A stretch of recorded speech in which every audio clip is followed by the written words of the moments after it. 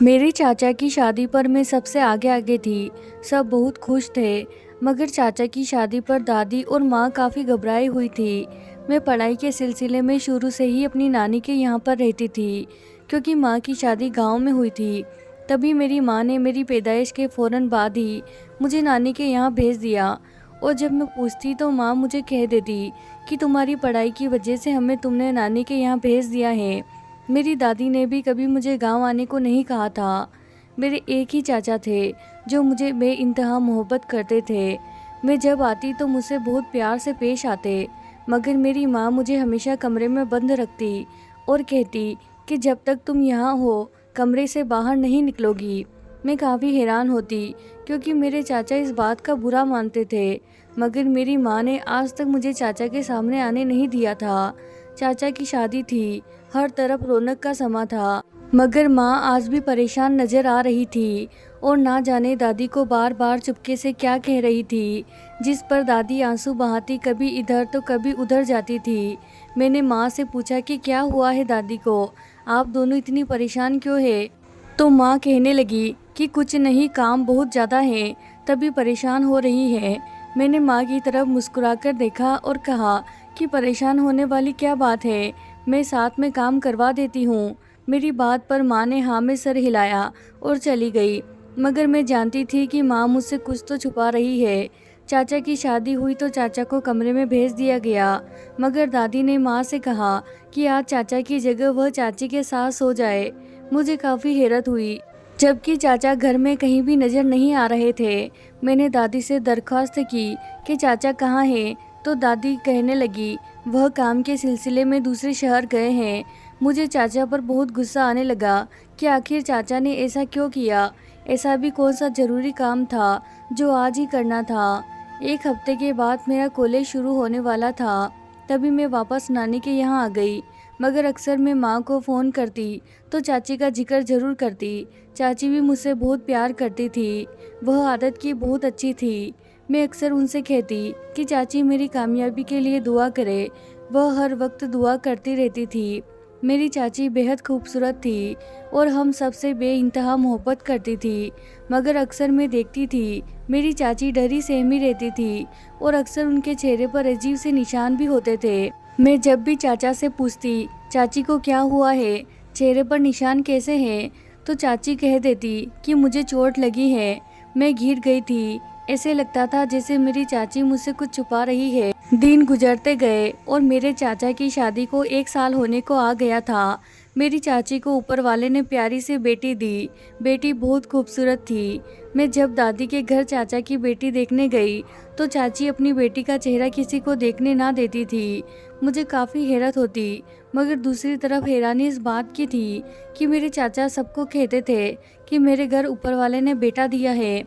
मुझे लगता था कि चाचा अपनी बेटी को बेटा ही मानते हैं। मुझे अपने चाचा की बातों पर बहुत खुशी महसूस होती और उनकी बातें मुझे फ़र्क महसूस करने पर मजबूर कर देती।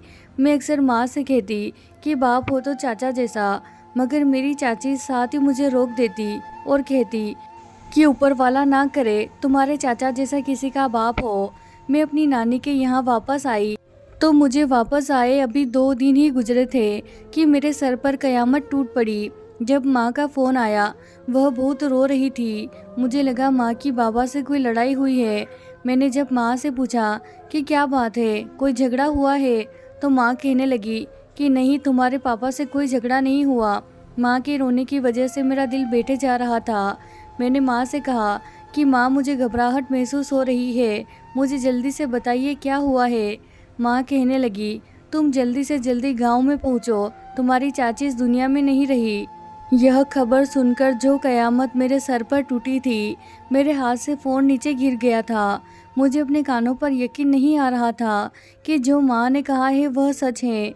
मेरे अंदर तो इतनी हिम्मत भी बाकी ना बची थी कि मैं माँ से पूछ लूँ कि चाची को आखिर हुआ क्या है। मैंने रोते हुए नानी को सब हकीकत बताई। जल्द से जल्द गांव के लिए निकल गई। दादी के यहाँ तो जैसे कोहराम मचा हुआ था। पूरा गांव चाची के मौत पर मौजूद था। चीखों पुकार और रोने की आवाज़ें मेरा दिल दहला रही थी। मैं रोते हुए माँ को देखने लगी। अभी तो चाचा भी कहीं नज़र नहीं आ रहे थे। माँ एक कमरे से निकली तो वह रो रही थी। मैं जल्दी से माँ के पास गई और पूछने लगी कि चाची को क्या हुआ है और चाची की लाश कहाँ है। माँ ने एक कमरे की तरफ इशारा किया तो मैं इस कमरे में चली गई जहाँ चाची को चारपाई पर लेटाया हुआ था और एक तरफ खून की लहर बह रही थी। माँ मेरे पास आई तो मैंने हल्की आवाज़ में माँ से पूछा कि चाची का यह हाल किसने किया है। मगर माँ ने जो मुझे बताया मेरे तो रोंगटे खड़े हो गए। मेरे चाचा ने अपनी बीवी का कत्ल कर दिया था। मुझे यकीन नहीं हो रहा था कि मेरे चाचा ने मेरी चाची को मारा है। चाची को जैसे ही उठाकर ले जाया गया, दादी के घर में कोहराम सा मच गया था और सब कह रहे थे कि इसके पति को जल्द से जल्द सजा दिलवाई जाए, जिसका मतलब था कि पूरा गांव जानता था कि मेरी चाची का कत्ल मेरे चाचा ने ही किया है। चाची के मरने के बाद सबने ही चाचा को अपने पास बिठाया और इससे पूछा कि चाची का कत्ल क्यों किया है। तो चाचा कहने लगे कि वह चरित्रहीन औरत थी, वह अभी तक अपने पुराने आशिक को ना भूली थी। चाचा चाची के खिलाफ बातें कर रहे थे और इस पर इल्ज़ाम लगाया कि वह अच्छी औरत नहीं थी, मगर हम सब जानते थे कि चाची बहुत शरीफ औरत थी। चाचा कहने लगे कि मैंने इज्जत के नाम पर अपनी बीवी का कत्ल किया है। थोड़े दिन तक मुझे अपनी दादी के यहाँ ही रहना था, मगर अब मुझे अपने चाचा से सख्त नफरत महसूस होने लगी थी। मैं उनके पास भी नहीं जाती। अक्सर वह रोते हुए माँ के पास आते और उनके आगे हाथ जोड़कर कहते कि मुझसे बहुत बड़ी गलती हो गई है, मैं ऐसा नहीं करना चाहता था। ना जाने मुझे क्या हो गया कि मैंने अपनी बीवी का कत्ल कर दिया। मगर माँ कहती कि तुमने जो किया इसकी सज़ा होती है, इसकी माफ़ी नहीं होती। दिन गुजरते गए। मेरे चाचा अचानक से घर से गायब हो गए। हर कोई परेशान था, मगर मेरी दादी और मेरी माँ बहुत सुकून से थे, जैसे उनको इस बात से कोई फ़र्क ही नहीं पड़ता हो। एक दिन मैं घर के बने स्टोर रूम के पास से गुजरी, जो न जाने कब से बंद था। तभी वहाँ से किसी की सिसकियों की आवाज़ें आ रही थी। मैं एकदम से चौंक गई। जैसे ही स्टोर रूम का ताला तोड़ा तो सामने का मंजर देखकर मेरे पैरों तले से ज़मीन निकल गई, क्योंकि वहाँ तो मेरे चाचा को एक कुर्सी से किसी ने जंजीरों के साथ बांध रखा था। मेरी चीखें पूरे गांव में गूंज उठी। मेरी चीख पुकार सुनकर माँ जल्दी से स्टोर रूम में आई और मुझे गुस्से से कहने लगी कि तुम यहाँ क्या कर रही हो, जल्दी से स्टोर रूम से बाहर निकलो। मुझे माँ ने ज़बरदस्ती स्टोर रूम से बाहर निकाला और दरवाजे को दोबारा से ताला लगा दिया। मैं हैरत में डूब गई कि माँ ने क्या किया। मैंने जब माँ से पूछा कि चाचा को यहाँ किसने बंद किया है, तो माँ कहने लगी कि तुम्हारा इससे कोई लेना देना नहीं है, यह बड़ों के मामले हैं, तुम दूर रहो। मगर अब तो मेरी बस हो गई थी। अपने घर का माहौल ऐसे कैसे देखकर अब मैं थक चुकी थी। मैंने माँ से कहा कि अगर उन्होंने मुझे सच नहीं बताया तो मैं बाबा को सब हकीकत बता दूंगी।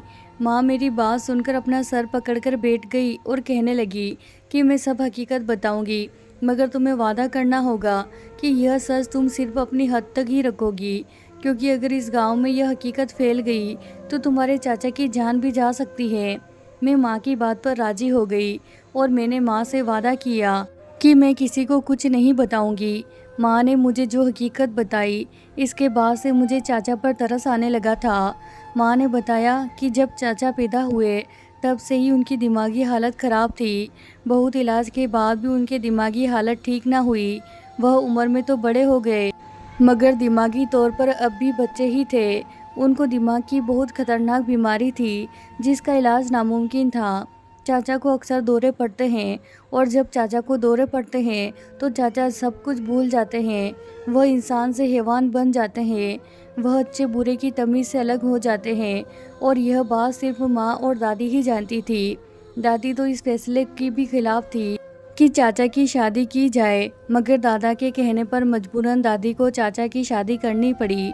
मगर शादी के बाद जब चाचा को दौरे पड़ते तब तक चाचा के जुल्म का शिकार सिर्फ चाची ही होती थी। चाची को चाचा मारते पीटते और उनको बुरा भला कहते। कई बार तो बहुत मुश्किल से माँ ने और दादी ने चाची की जान बचाई थी। चाची अगर तैयार होते तो चाचा कभी उनकी बहुत तारीफ करते तो कभी उनसे जलते ही रहते।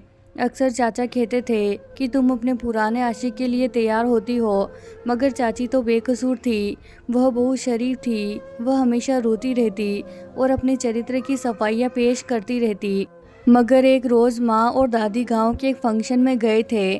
चाचा की तबीयत खराब थी, तभी वह घर पर ठहर गई। चाचा को दौरे पड़े तो चाचा ने चाची को मारना शुरू कर दिया। घर पर कोई मौजूद नहीं था, तभी चाची की चीखें किसी तक पहुंच ना सकी। मेरे चाचा ने मेरी चाची के गले में रस्सी डालकर उनका गला घोंट दिया।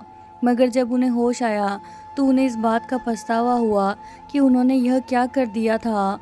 उन्होंने अपना गुनाह छिपाने के लिए सब में यह बात फैला दी कि मेरी चाची चरित्रहीन थी, जबकि ऐसा कुछ भी नहीं था। पूरे गांव के लोग मेरे चाचा को तलाश कर रहे थे ताकि उनसे बदला लिया जा सके और उनको पुलिस के हवाले किया जा सके। मगर क्योंकि यह बात दादी और माँ जानती थी कि वह यह सब अपनी असली हालत में नहीं करते, तब भी उनको नींद की दवाई देकर स्टोर रूम में बंद कर दिया था। तकलीफ वाली बात तो यह थी कि इस सब का अंदाज़ा चाचा को भी नहीं था कि जब उनको दौरे पड़ते थे तब चाचा क्या क्या कर गुजरते थे। मगर यह सोच के हैरत भी हो रही थी, क्या चाचा ने सारी ज़िंदगी ऐसे ही गुजार देनी थी? क्या इसका कोई हल नहीं था? मैं हर वक्त अपने चाचा की सेहत के लिए दुआ करती रहती। किसी इंसान को भी ऐसी जंजीरों में बंद करके रखना कोई आसान काम नहीं था, और किसी इंसान का जंजीरों में कैद रहना भी आसान नहीं था। मैंने माँ को मशवरा दिया कि आप गांव के सरपंच से बात करें, वह यकीनन इसका कोई ना कोई हल निकालेंगे। मगर माँ भी डर गई थी। मैंने माँ से कहा कि बाबा से कुछ भी छिपाने की ज़रूरत नहीं है, वो उनके भाई है, वह अपने भाई के लिए कुछ बेहतर ही सोचेंगे। माँ को यह बात सही लगी, क्योंकि चाचा को सारी ज़िंदगी स्टोर रूम में बंद करके नहीं रखा जा सकता था।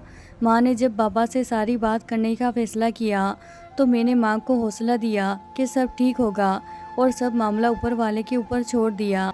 माँ ने बाबा से बात करनी चाहिए तो मैं भी माँ के साथ चल पड़ी थी कि माँ को हौसला मिल सके। माँ ने बाबा से सारी बात कर दी। बाबा पहले तो हैरान हुए और फिर फूट फूट कर रोने लगे। बाबा ने माँ से कहा कि इतनी बड़ी बात तुमने मुझसे छुपाई, और मैं कैसा इंसान हूँ कि अपने भाई की बीमारी को अपनी जान ही नहीं सका।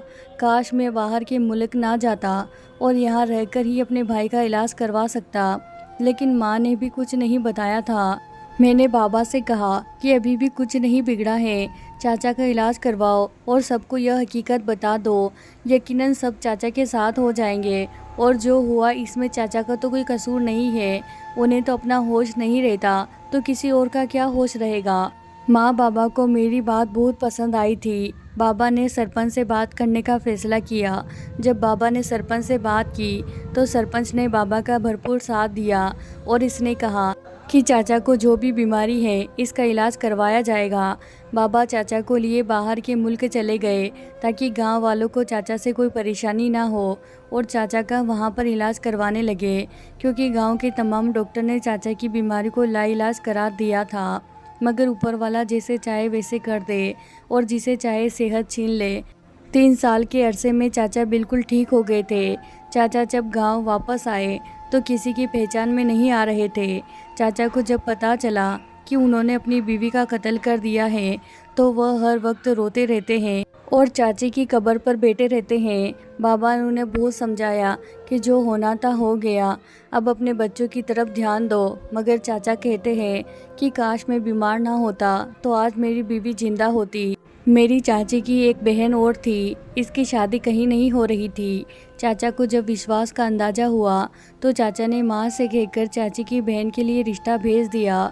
सब बहुत हैरान हुए तो चाचा ने कहा कि मैंने जो गुनाह किया है मैं इसका पछतावा करना चाहता हूँ।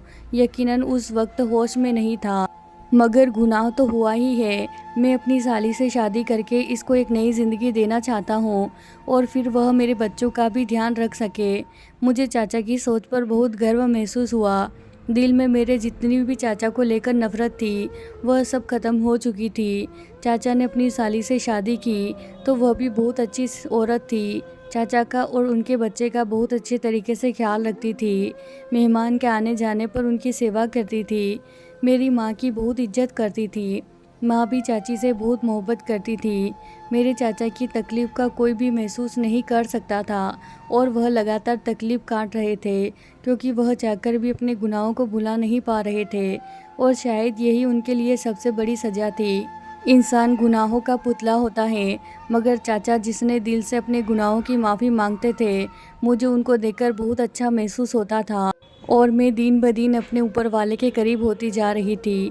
तो दोस्तों, वीडियो पसंद आए तो ज़रूर लाइक कीजिए। दोस्तों, हमारे चैनल को सब्सक्राइब करना ना भूलें। धन्यवाद दोस्तों।